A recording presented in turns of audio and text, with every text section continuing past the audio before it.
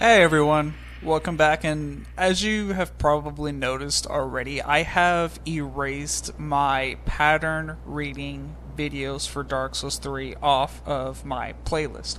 Reason being is because the sound quality was terrible, and I apologize for that. So I'm going to restart it. I'm going to play a brand new character. I'm going to try to make it as speedrunny as possible, go through everything, try to tell you what all you need in case this game is just complicated as all get out for newer players. Which I completely understand. Dark Souls is known to be one of the harder games, if not the hardest game that you have played so far. So, as you can see, coming through, the first enemies that you will attack are going to be going down in one hit. Now, that is only because these creatures here are going to have the minimum amount of HP for you to look at this and practice with your character before going through. And it is highly recommended that you stop and look at these before you continue to the next area so you get the full content that you're going to need for training.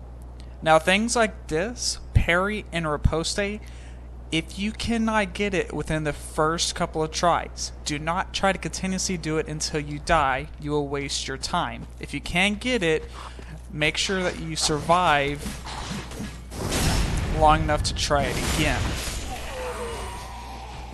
It's much better to live to fight another day than to get angry because you can't do it.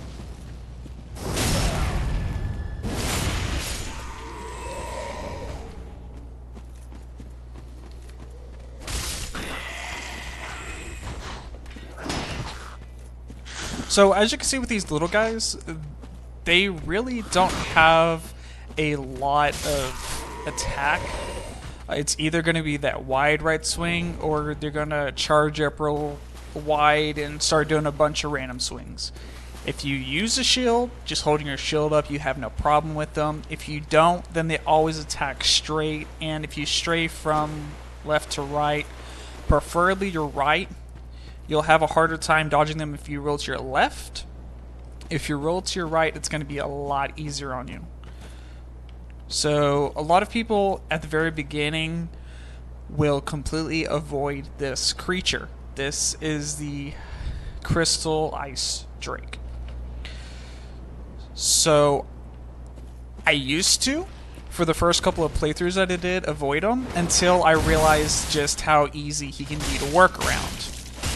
He's very choreographed, and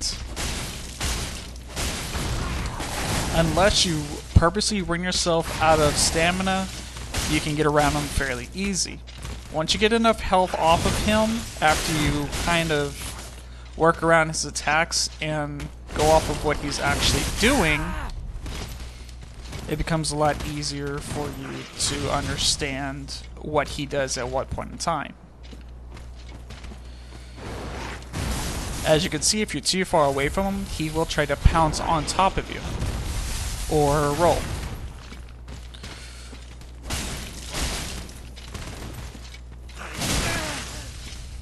Alright, usually I don't get hit very many times on this guy.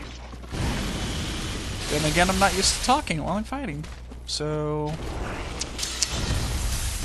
that's okay. I got this though.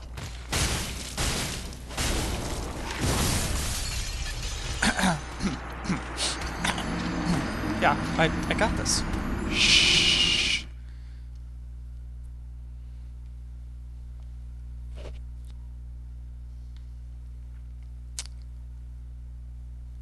So, let's pretend that didn't happen, okay? First playthrough, guys. Welcome back. Alright, let's go ahead and rush to this guy real fast. That was the wild swing I was talking about earlier. Actually, there's one more thing that I did skip over whenever I went through this part here, and it actually has to do with this crossbow person. So there are different types of elemental attacks. This one is technically one of them. It's a flaming shot. I'm going to go ahead and let me hit my shield one more time. So you see how it took a little bit of tick damage when I blocked it? Make sure that you keep in mind the reduction on different element types and physical attributes with your equipment. So my shield has 100 absorption against physical, 50 on magical, 46 on fire, 34 on lightning, 44 on dark, and has a stability of 48, which is how much stamina it takes away from you when you block.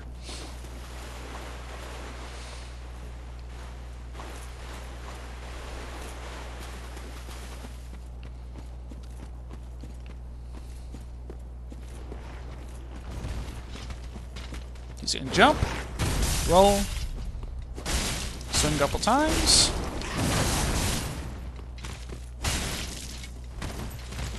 Strike to the right.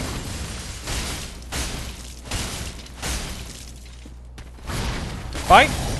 And go ahead and get a crit strike here. That wasn't soon enough. My fault for doing that additional swing.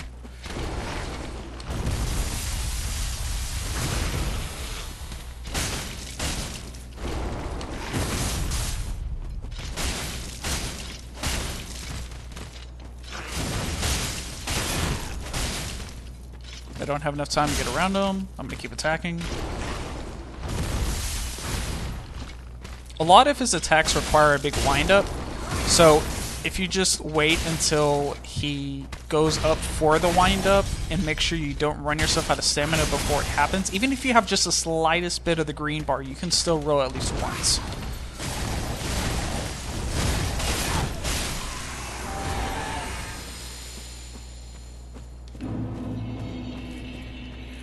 Another thing, those green spots, the bloodstains, even if you know you're going to die when you go to retrieve it, if you're trying to kill the thing that you are trying to, well, get your souls back from, if you know you're going to die to it again, make sure that before you die, you at least try to get all your stuff back, because you will lose it if you die again. And it's going to be a lot more frustrating if you lose it completely.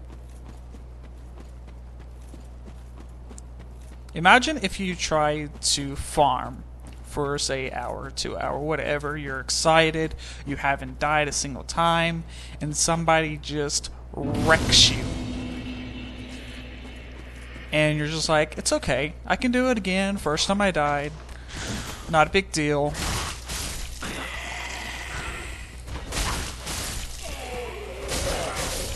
But then you go over and he kills you another time. Because you did not grab the souls, you lost, say, a good 70,000 souls, which is a good chunk of leveling or upgrading any items you may need.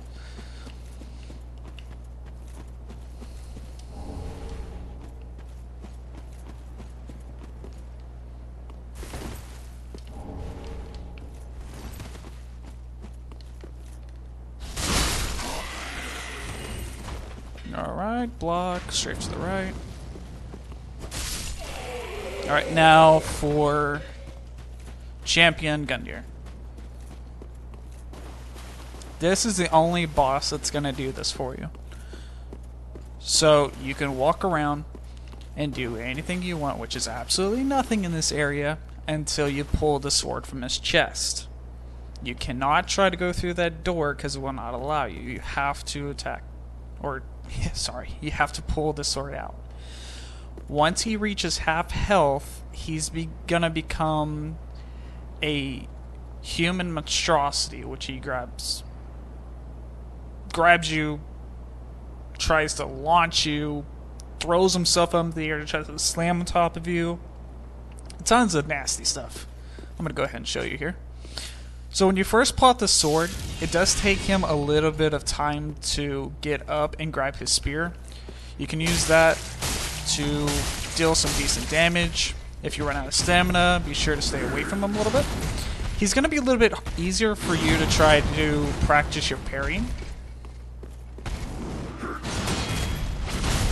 And don't worry, even if it makes that clinking sound, it does still reduce the damage a little bit.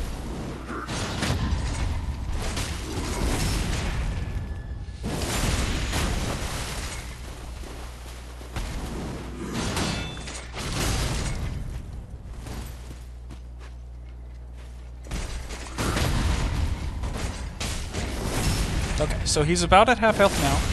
He might transform, maybe a little bit more. Okay, he is transforming now. He's going to bring his left arm out and swing it. Give you a little bit of time here. Jump up, wait, roll. That's about 1 second delay.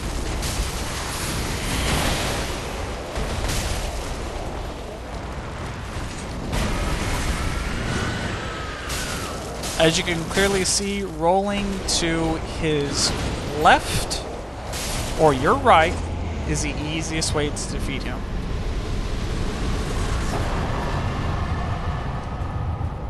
Well, that's gonna complete it for this video, and I will see you guys on the next one.